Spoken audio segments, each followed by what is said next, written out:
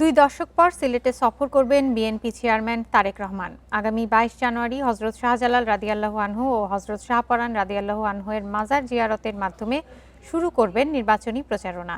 এরপর ঐতিহাসিক আলিয়া মাদ্রাসা মাঠে আয়োজিত জনসভায় যোগ দেবেন তিনি। তার এ সফরকে ঘিরে উৎসবের আমেজ সিলেট থেকে নির্বাচনী যাত্রা শুরু করেছিলেন শহীদ রাষ্ট্রপতি জিয়াউর রহমান।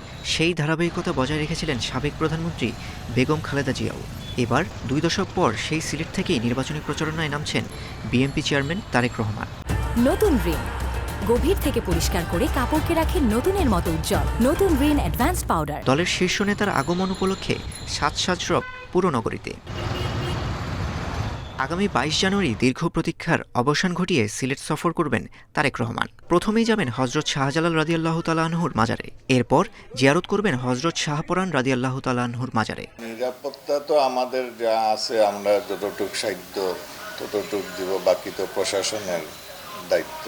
ওরা হয়তো নিশ্চয়ই আমাদেরকে কোনো সাজেস্ট করবে নিরাপত্তার জন্য। মাজার জিয়ারত শেষে নগরের ঐতিহাসিক আলিয়া মাদ্রাসা মাঠে নির্বাচনী জনসভায় যোগ দেবেন বিএনপি চেয়ারম্যান। তারেক রহমানের সফর ঘিরে নিরাপত্তা জোরদার করেছে আইনশৃঙ্খলা বাহিনী। জনসভা ও আশেপাশের এলাকায় থাকবে সাদা পোশাকে বিশেষ নজরদারি। বাড়ানো হয়েছে গোয়েন্দা তৎপরতাও। আমরা মূলত এসএমপি, হাইওয়ে পুলিশ এবং আমাদের সিলেট জেলা পুলিশ আমরা এই নিরাপত্তার বিষয়ে আমরা কাজ করতেছি। সিলেট, সুনামগঞ্জ, মৌলভীবাজার ও হবিগঞ্জ জেলায় পৃথক জনসভায় অংশগ্রহণ করবেন তারেক রহমান। তার সফর উপলক্ষে হবিগঞ্জ জেলাতেও বিএনপি ও অঙ্গ সংগঠনের মধ্যে দেখা দিয়েছে ব্যাপক উৎসাহ উদ্দীপনা। মাহির সাজিদ, ইন্ডিপেন্ডেন্ট নিউজ।